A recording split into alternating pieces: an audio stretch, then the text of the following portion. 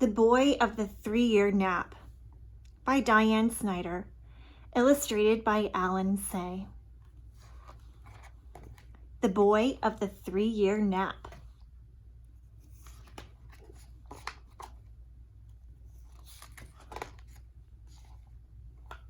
On the banks of the river Nagara, where the long-necked cormorants fish at night, there once lived a poor widow and her son. All day long, the widow sewed silk kimonos for the rich ladies in town. As she worked, her head bobbed up and down, like the heads of the birds hunting for fish. "What's next? What's next?" she seemed to say, as if the work would never end. Her only son, Taro, was, oh, such a clever lad, and as healthy as a mother could wish. But alas, he was as lazy as a rich man's cat. All he did was eat and sleep, sleep and eat. If he was asked to do any work, he would yawn and say, "After my nap." It was said that if no one woke him, Taro would sleep 3 years at a stretch. And so he was called the Boy of the 3-Year Nap.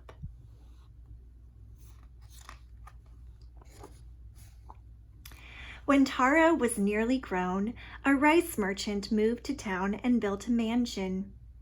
It had 20 rooms with sliding doors that opened onto the most exquisite garden. In the center was a pond filled with golden carp. And at the end of the garden, there was a tea house where one could sit in the cool of the evening and gaze at the moon. The merchant's wife and daughter wore elegant kimonos with obus of gold brocade. The merchant himself carried a cane made of ivory and smoked a pipe with a bowl of solid gold. Taro was impressed with his fine new neighbors and began to sneak into the garden between his naps. Everything he saw enchanted him: the magnificent house, the elegant daughter, the fat carp in the pond. When the merchant counted out his sacks of rice with a tap of his cane, Taro would sigh, "Ah, what a life." As the months passed, Taro grew even more lazy. His mother began to pester him, first in one ear, then the other. "I hear the merchant is looking for a boy to work for him," she told Taro. "What does he need a boy for?" Taro asked. "To haul rice sacks. What else?" said the mother. "Hauling rice sacks?" Taro laughed. "I pity the fool who takes the job. His back will get bent like an old man's." "How can you sit here and do nothing?" she cried. "The roof leaks like a basket. The walls are crumbling. The rice sack is empty. I don't know how we shall live. I don't know how." "Cheer up, mother. I have a plan." "How you talk! What you need is a job, not a plan." "Don't worry. You must make me a black kimono and hat like a priest wears." "What will you do with them?" "Oh, they are part of my plan." That was all he would say. Maybe he is planning to become a priest, Taro's mother thought. But the priests she knew got up before dawn, ate only 1 meal a day, and never took naps. Try as she might, she could not imagine her son doing that.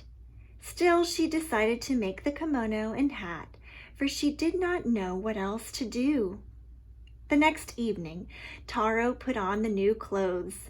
Then, with a piece of charcoal, he blackened his brows and drew scowl lines on his forehead and on each side of his nose. When he was done, he looked as fierce as a samurai warrior. "Taro, is it really you?" his mother cried out. "Don't be alarmed, mother," said Taro.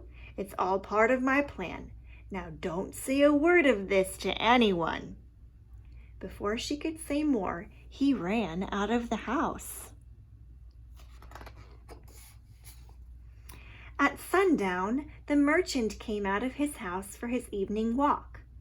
"Good evening, madame," he called to Taro's mother. "I suppose that lazy son of yours is still in bed."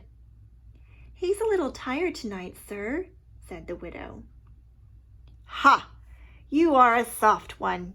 What he needs is a good smack on his back and a kick on his bottom. Napping at dusk, indeed."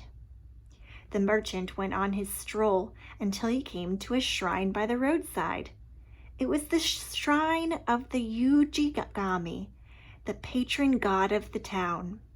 As he stopped to make an offering, a black figure appeared before him, scowling like a goblin.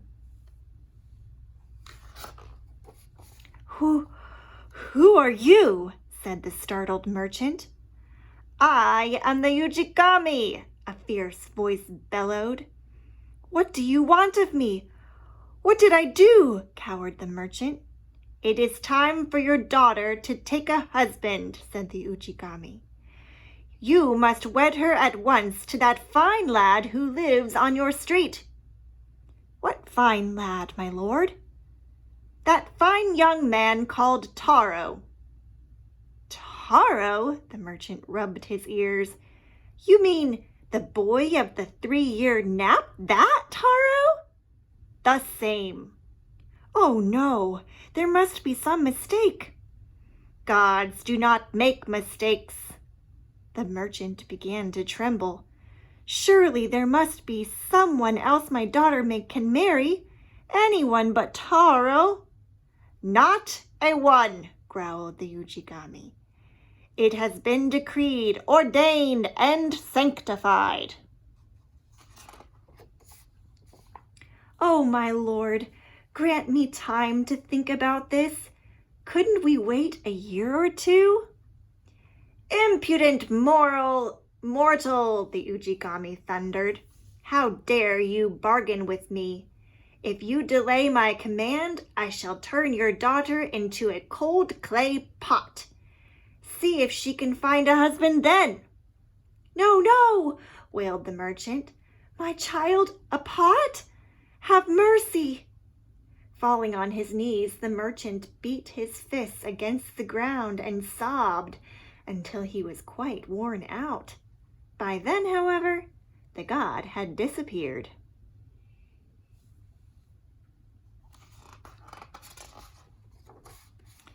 Quite early the next morning, the merchant came knocking on the widow's door.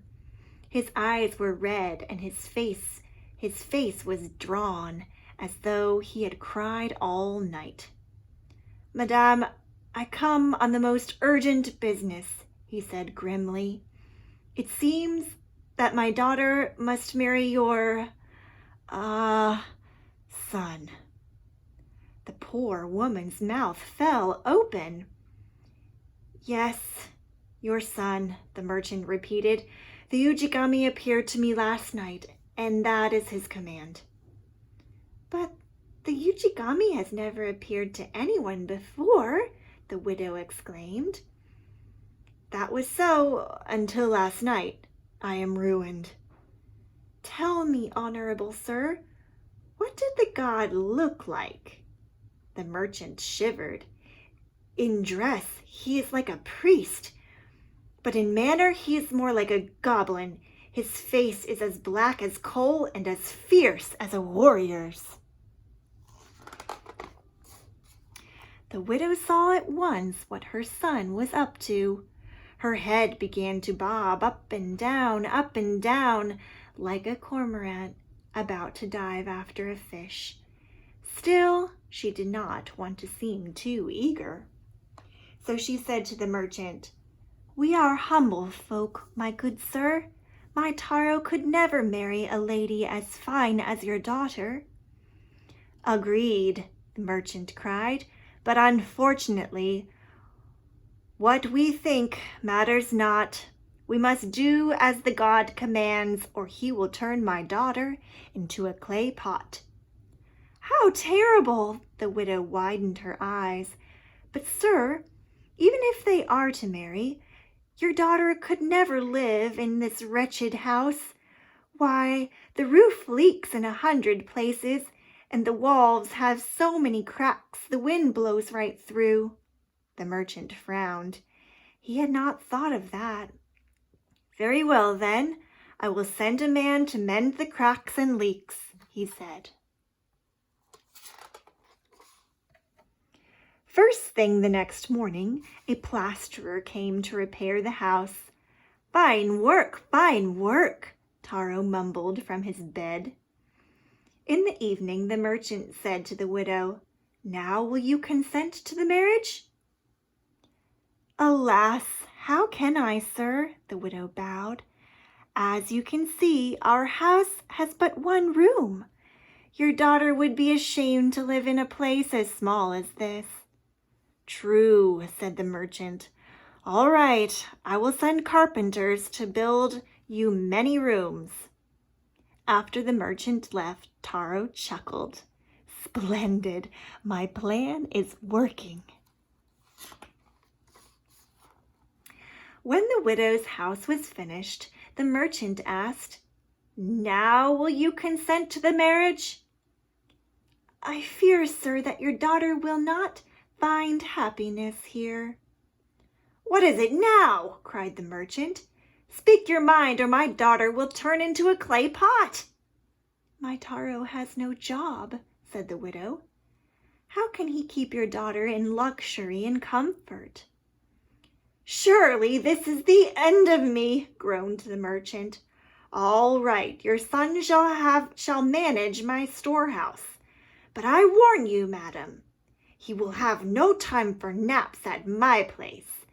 Now do you consent to the marriage?" Taro's mother tossed her head like a cormorant that has caught a large fish. "You have my consent," she said. No sooner had the merchant left than the widow hurried to tell Taro the news. "The merchant has made a most wonderful offer," she cried. Taro sat up in bed, ho-hum, stretching and yawning like a satisfied cat. "It was all part of my plan, Mother. I hope you accepted the offer." "Indeed I have," said his mother. "You start work first thing tomorrow morning." "Work!" Taro leapt out of bed. "What do you mean? That wasn't part of my plan." "Ha! Do you think you are the only one who makes plans?" his mother answered. The wedding ceremony was the finest the townfolk had ever seen. And as it turned out, the marriage is a happy one.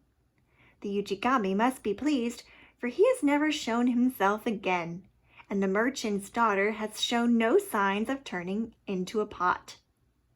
As for Taro, he does a good job keeping count of the rice for his father-in-law, which is no easy task.